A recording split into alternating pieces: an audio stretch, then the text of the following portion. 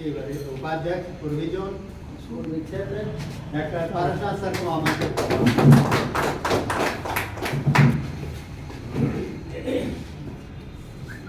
आज ध्यान रखिए वाराणसी के इस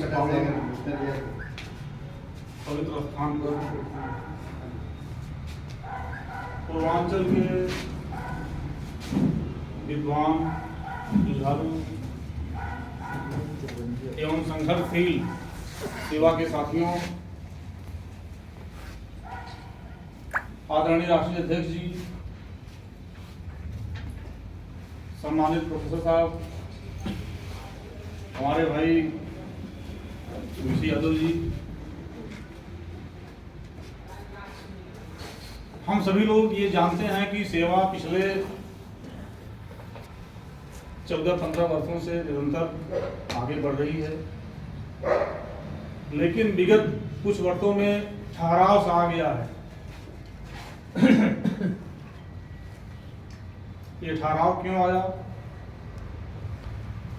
राष्ट्रीय स्तर पर क्या विसंगति है, हमारे भाई राणा जी ने, बाकी और साथियों ने इस बात को यहाँ पे रखा,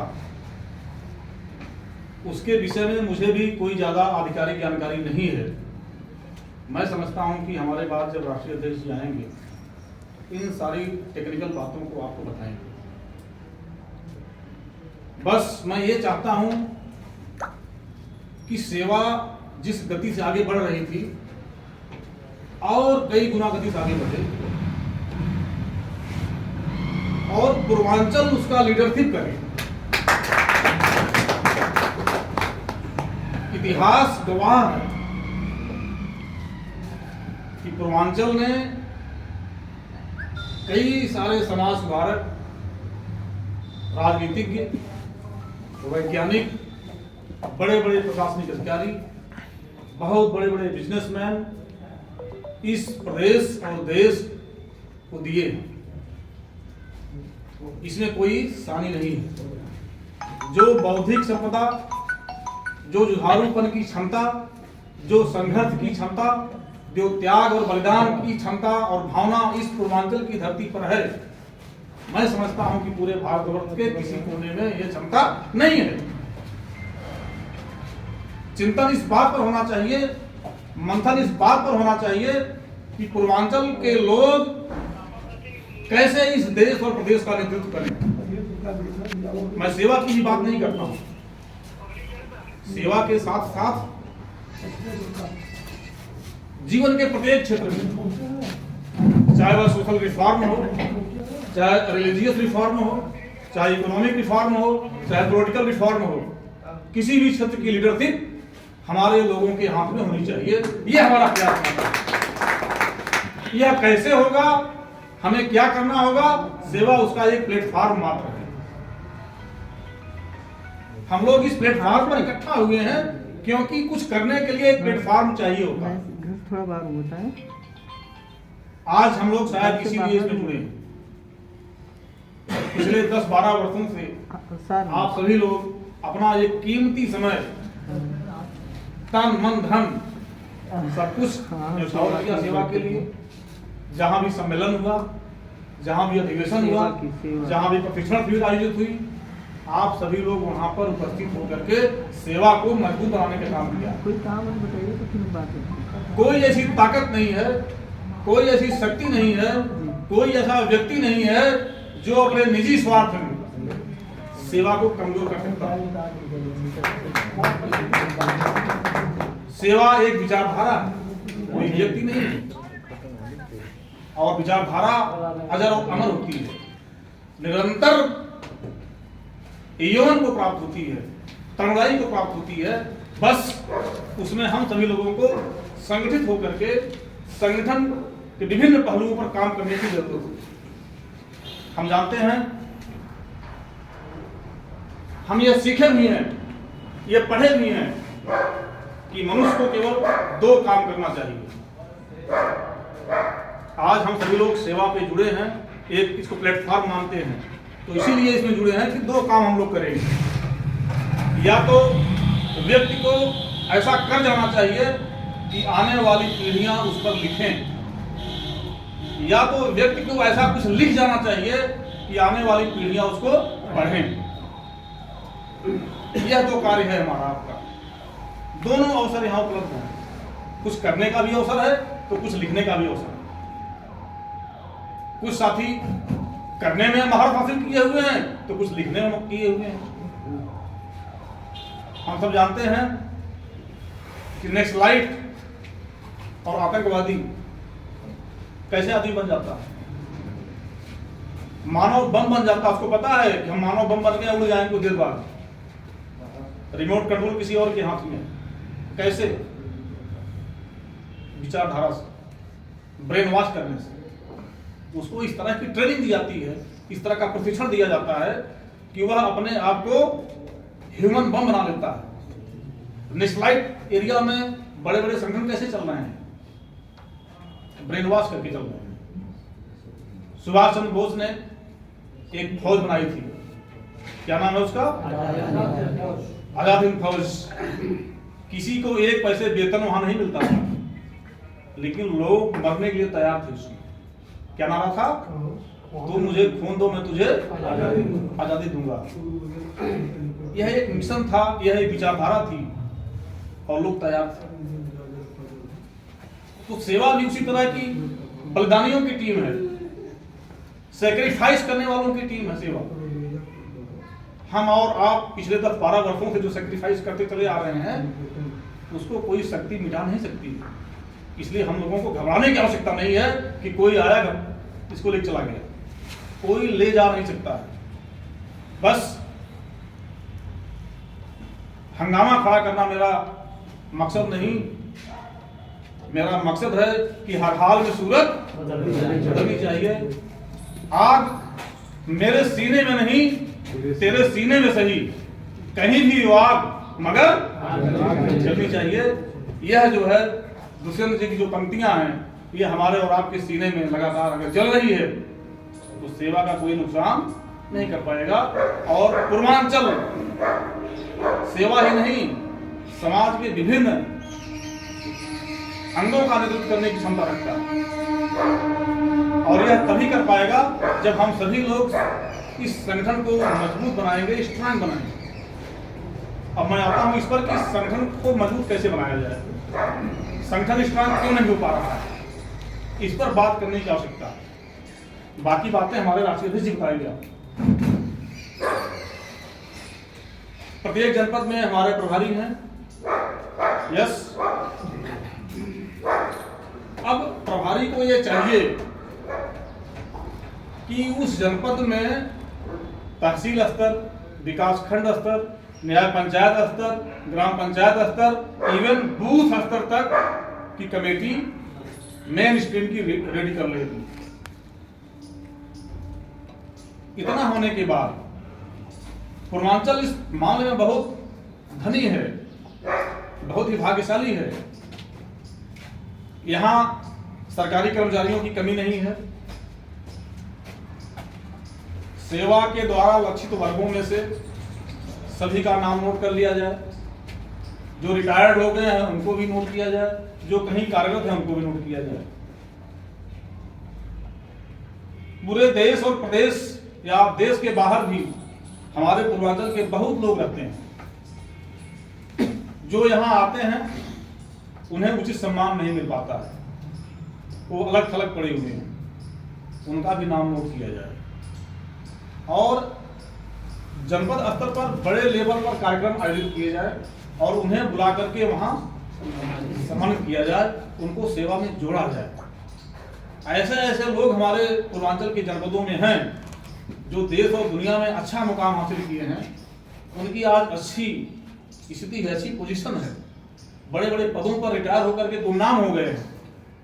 उनको अगर सम्मान दिया जाएगा तो निश्चित रूप से वो बार बार हमारे और आपके बीच में आएंगे। पहला काम।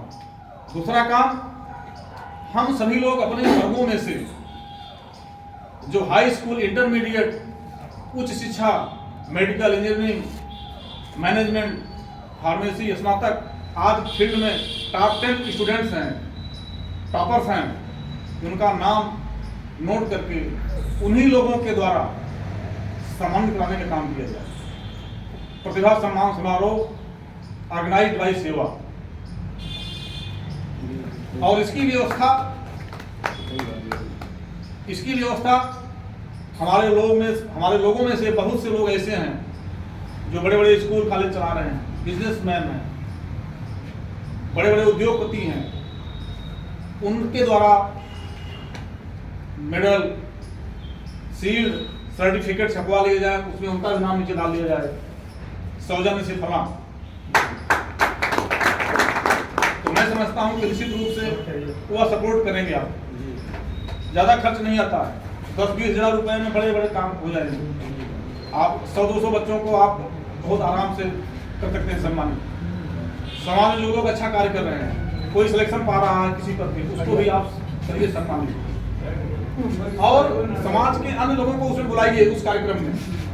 जब उसमें बुलाएंगे तो जो और बच्चे आएंगे जिनको सम्मान नहीं मिल पा रहा है, या जो गार्जियन आएंगे जिनके बच्चों को सम्मान नहीं मिल पा रहा है क्योंकि वह उस काबिल नहीं थे, तो वह निश्चित रूप से मोटिवेट होंगे अपने बच्चों को अच्छा पढ़ाने के लिए, अच्छी एजुकेशन देने के लिए। तो एक तरफ जो टैलेंटेड लोग हैं उनका सम्मान होगा, सम्मान होना भी चाहिए, उनके गौरव की बात है, समाज की गौरव की बात है।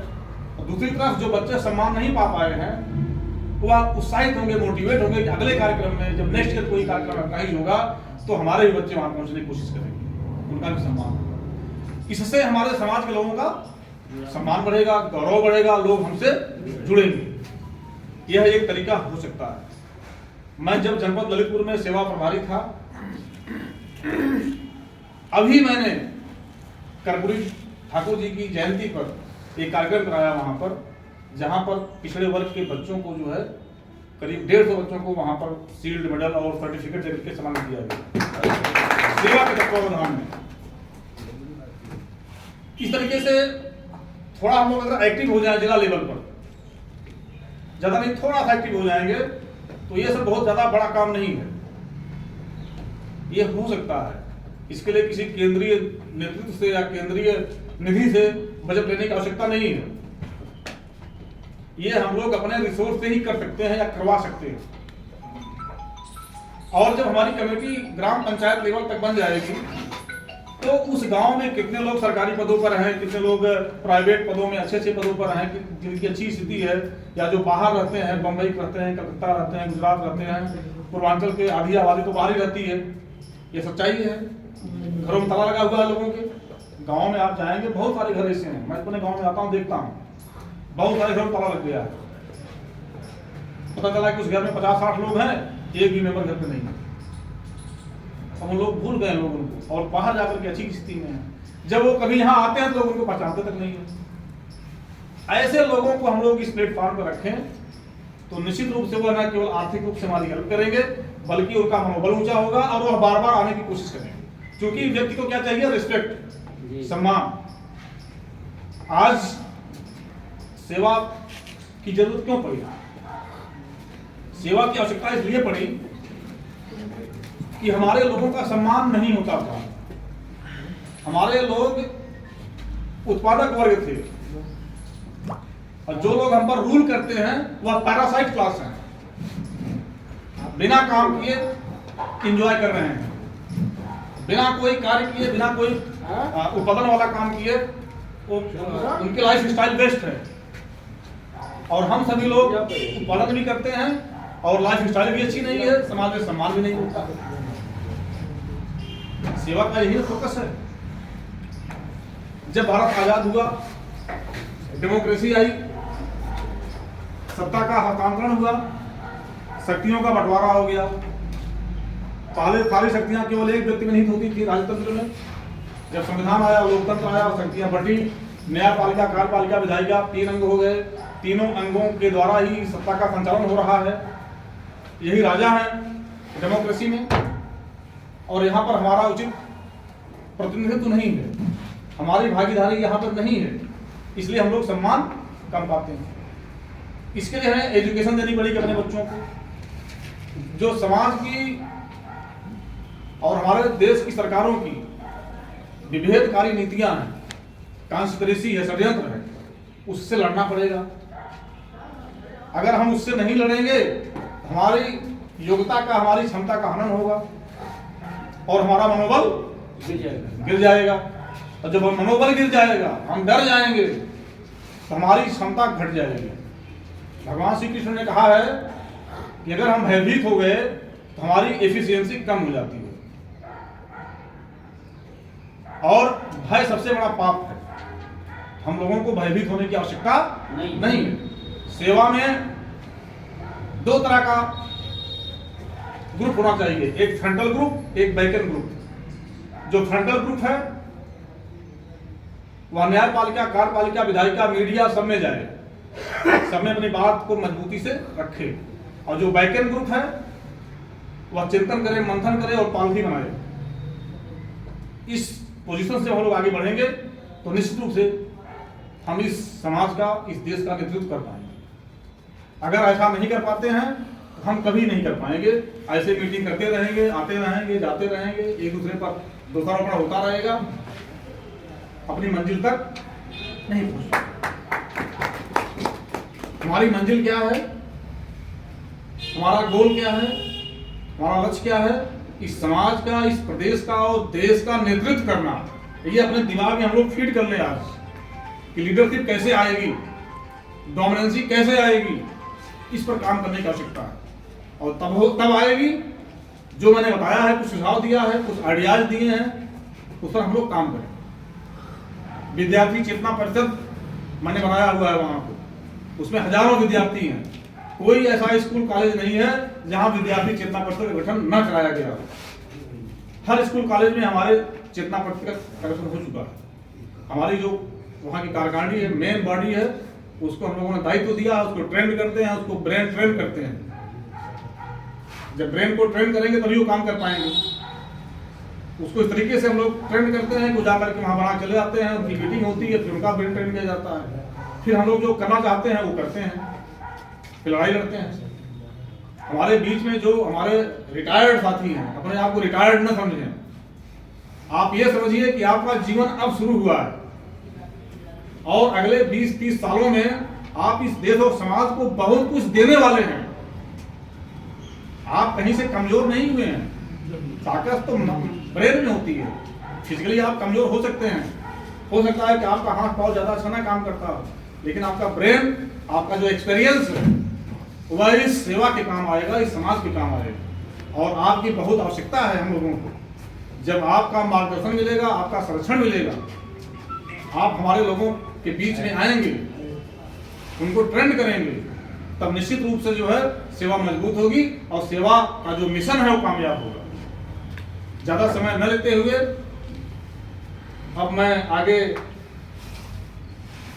जो लोगों के प्रश्न दिमाग में आए हैं, जो तमाम तरह की भ्रांतियां आई हैं, तमाम टेक्निकल इश्यूज हैं। देखिए, मैं तो ज़्यादा कुछ जानता नहीं, मैं भी सरकारी सेवा में हूँ। साथ ही साथ स्कूल कॉलेज हमारे चल रहे हैं, ललितपुर में है, झांसी में है, महोबा है, जौनपुर में भी है, तो मैं उसमें बिजी रहता हूँ। तो इतना व्यस्त होने के साथ साथ सेवा की तमाम मीटिंगों में भी पहुँचता हूँ। विगत वर्षों में मैंने राष्ट्रीय अध्यक्ष जी के साथ, डॉक्टर हिमालय यादव जी के साथ, उनको लेकर के अपने संसाधनों से लगातार 15 दिन उत्तर प्रदेश से लेकर के बिहार तक की मैंने यात्रा की। सिकोहाबाद में जब राष्ट्रीय सम्मेलन हुआ, वहां पर भी हमारे कॉलेज की बस गई, यहाँ से बच्चे गए, विद्यार्थी चेतना परिषद के बच्चे गए, 2 गाड़ियों से मैं पहुंचा अपने लोगों को लेकर के। जब लखनऊ में सम्मेलन हुआ था तो वहां भी बहुत बड़ा योगदान था। जो सेवा की एक मैगजीन उद्घोष निकलती थी, राष्ट्रीय सम्मेलन सिकोहाबाद में आप लोग पाए रहे होंगे, उसको प्रकाशित कराने में हमारा 50% का योगदान था। तो मैं तो समय समय पर सेवा को अपना पूरा योगदान देता रहता हूँ। जो भी मुझसे अपेक्षा की जाती है मैं कभी उसको मना नहीं करता हूँ, उससे ज्यादा ही योगदान देने की कोशिश करता हूँ। और मैं ये समझता हूँ कि पूर्वांचल की रिस्पॉन्सिबिलिटी मुझे मिली है और आप सभी लोग मेरे सहयोगी हैं, मेरे साथी हैं। जो मेरा संकल्प है, जो मेरा मिशन है कि आने वाले समय में इस देश का, इस प्रदेश का और इस समाज का और इस युग का द्वापर की तरह से नेतृत्व हम लोग करेंगे। और यह तभी संभव हो पाएगा जब हम सभी लोग पूर्वांचल में सेवा को ग्राउंड लेवल तक लेकर के जाएंगे। जैसे हमारे एक साथी ने कहा, सेवा चली गांव की ओर, साथ साथ शहरों की ओर भी। जब तक शहर और गांव हमारी मुट्ठी में नहीं होंगे, तब तक हम लीडरशिप नहीं दे पाएंगे। तो लीडरशिप देना है तो हम सभी लोगों को आज यहां से निकलते समय यह गांठ बांध करके चलना है कि निश्चित रूप से हम लोग सेवा को ऊंचाइयों तक पहुंचाएंगे, तभी इस मिशन में हम लोग कामयाब होंगे। और मैं समझता हूं कि आप सभी लोग निरंतर पूर्वांचल में जल्दी ही अपना कार्यक्रम शेड्यूल डिक्लेयर करिए। सेवा ईस्ट जोन में आप सभी लोग होंगे। एक ग्रुप बना है व्हाट्सएप का, जो लोग नहीं होंगे, आज मोबाइल नंबर आ गया है, उनको ऐड कर लिया जाएगा। आप सभी लोग अपना अपना शेड्यूल्स डिसाइड करिए। एक बड़ा कार्यक्रम प्रतिभा सम्मान समारोह का ऑर्गेनाइज करिए आप, उसमें हम जरूर पहुंचेंगे। आप हमें पब्लिक इन्फॉर्मेशन दीजिए। प्रत्येक जनपद में, प्रत्येक कार्यक्रम में हमारी भागीदारी, हमारी उपस्थिति जरूर रहेगी। आप लोगों का मनोबल बढ़ाने के लिए, आप लोगों का सहयोग करने के लिए मैं 24 घंटे तैयार हूं। मैं चाहे जितना बिजी रहूंगा शासकीय सेवा में, मैं उसके लिए जरूर समय निकालूंगा। और मैं ये चाहता हूं, यहां पर जितने भी 40-42 लोग बैठे हुए हैं, आने वाले समय में पूरे देश में छा जाएंगे। आप लोगों का नाम पूरे देश में होगा कि सेवा के ये इतने लोग आज इस मीटिंग में जो बैठे हुए हैं, यह सेवा के इतिहास में एक ऐतिहासिक और क्रांतिकारी दिन साबित होगा कि आज के दिन ये जो मीटिंग हुई, इसने पूरे सेवा के इतिहास को बदल कर रख दिया। जय हिंद, जय भारत, जय मंडल, जय सेवा।